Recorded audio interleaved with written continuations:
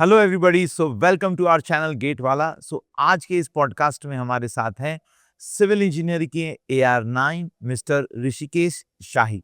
तो सबसे पहले तो आपको एक ब्रीफ इंट्रोडक्शन कराते हैं, उनका कॉलेज कौन सा था, उन्होंने प्रिपरेशन कौन से ईयर में स्टार्ट की, और फिर जानेंगे उनकी प्रिपरेशन स्ट्रैटेजी, उनके संघर्ष के बारे में। सबसे पहले मैं ऋषिकेश से पूछना चाहूँगा कि आपका कॉलेज कौन सा था और कौन से ईयर में आपने गेट की preparation start? Thank you sir यहाँ पे बुलाने के लिए। सबसे पहले मैंने सर गेट की प्रिपरेशन 2024 से स्टार्ट की थी। मेरा कॉलेज जादवपुर यूनिवर्सिटी है, कोलकाता। ओके। जैसे कि जादवपुर यूनिवर्सिटी से हमारे हर साल टॉपर्स आए हैं, इस साल भी काफ़ी सारे toppers already Jadavpur engineering college से रहे हैं। ऋषिकेश भी 2025 पास आउट है from Jadavpur university from the branch construction engineering, yes. Right?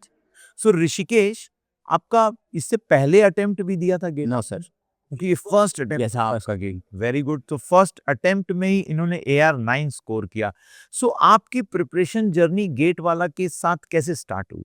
Sir मैंने हमारे जादवपुर में हमारे सीनियर्स थे, उन्होंने गेट में अच्छा स्कोर लाए थे। तो सेकेंड ईयर में मैंने जाना गेट के बारे में कि गेट क्या होती है। तो मैंने सर्च किया, यूट्यूब पे गया, आपकी वीडियोस देखी, अंकित सर की वीडियोस देखी। तो मुझे कोर में मज़ा आने लगा। पहले आईटी कोडिंग वगैरह करता था, तो फिर मैंने कोडिंग की ओर गया। मैंने कोर की ओर गया। उसके बाद सर मैंने पराक्रम बैच लिया, वहाँ से हमारी जर्नी स्टार्ट हुई sir.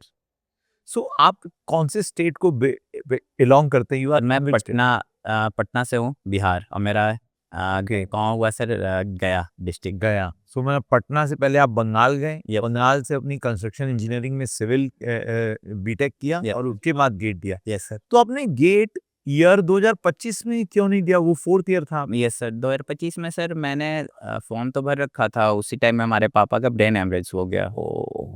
Sad to hear this. तो इसलिए मैं दे नहीं पाया। ओके, पर उस ईयर भी प्रिपेयर्ड थे हाँ। गेट देने के लिए। फिर उसके बाद फिर से आपने प्रिपरेशन स्टार्ट। उसके बाद मैं विजय बैच ले लिया। आपसे तो सर मैं बहुत पहले, आपको तो मैं बहुत पहले से जानता हूँ। जी। आपसे कनेक्ट था मैं।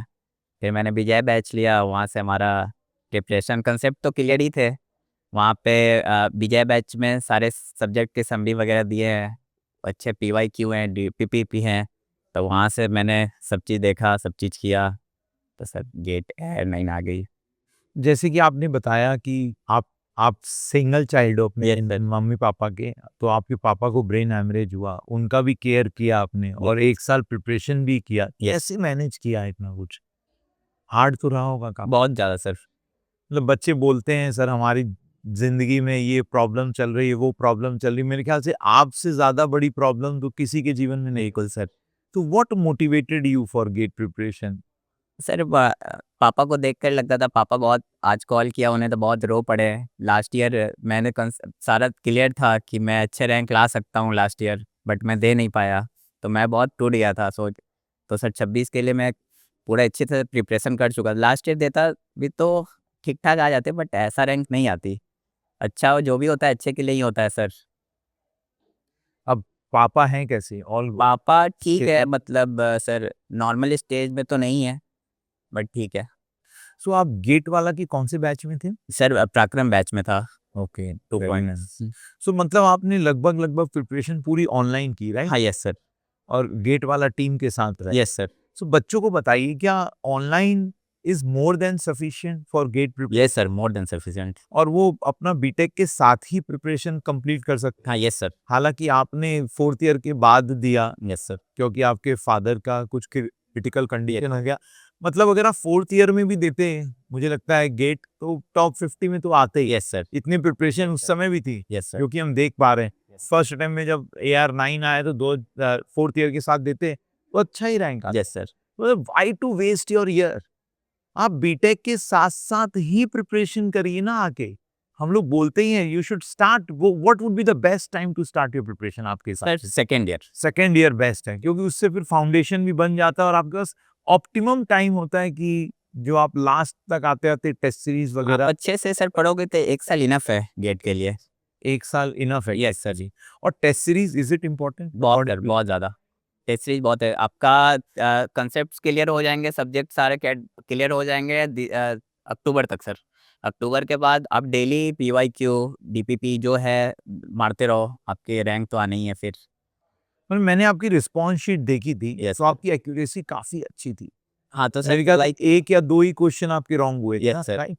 तो इतनी अच्छी एक्यूरेसी कैसे अचीव सर स्टार्टिंग में हमारे उतना मार्क्स नहीं आते थे, सब्जेक्ट वाइज़ देता था तो ज़्यादा मार्क्स तो आते नहीं थे, मतलब ठीक-ठाक आ जाते थे, मतलब सिली मिस्टेक हो जाते थे।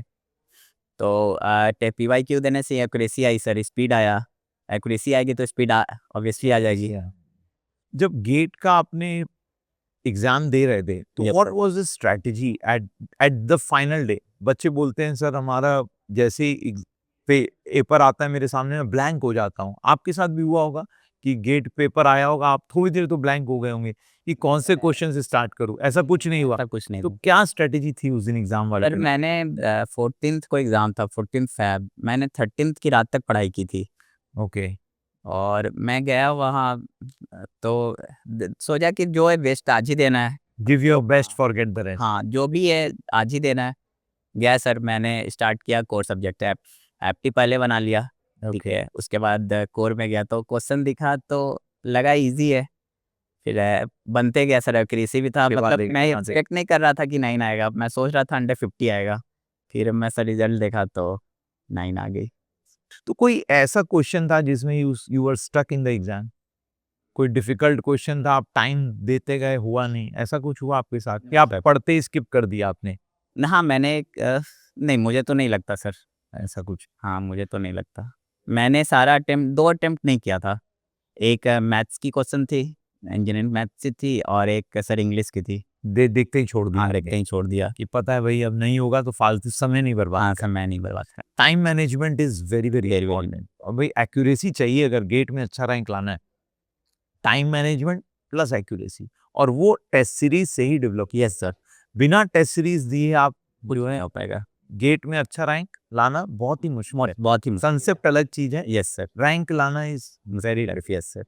तो एक चीज और बताइए मुझे कि गेट वाला में आप ऑनलाइन लाइव क्लासेस में ज़्यादा रहते थे कि रिकॉर्डेड क्लासेस में? सर मैंने दोनों ही करता था, रिकॉर्डेड भी मतलब जैसे सर था कि किसी दिन छूट गई, तो मैं रिकॉर्डेड देख लेता था, 2x पे देख लेता था, कुछ नोट्स बना लेता था। वीकली में मैं वीकेंड पे मैं सारा नोट्स को देख लेता था कि क्या ये सप्ताह में मैं पढ़ा हूँ, क्या मुझे दिक्कत आ रही है। और आपसे तो सर मैं टच में ही था, आप तो मुझे बहुत हेल्प किए हो सर। एक बात बताइए, hand written notes is important बहुत सर, बहुत। क्योंकि आपके दिमाग यस सर, क्योंकि आप लिखोगे खुद से तो आपके दिमाग में आएँगे। उसके नोट्स बनाना बहुत, और आपने हर सब्जेक्ट के अपने notes, yes sir, yes, short notes भी बनाए हैं। Yes sir. सो बेटा नोट्स इज वेरी इंपॉर्टेंट, क्योंकि हम सब बच्चों को समझाते हैं अगर आप अपने नोट्स नहीं बना रहे हो ना तो प्रिपरेशन कभी भी पूरी होने वाली ही नहीं है। नोट्स बनाओ, उसको लगातार बार बार रिवाइज करते चले जाओ, हो जाएगा, ऐसी नहीं। बाकी कोई फाइनल मैसेज जो आप बच्चों को देना चाहोगे आफ्टर अचीविंग AR9?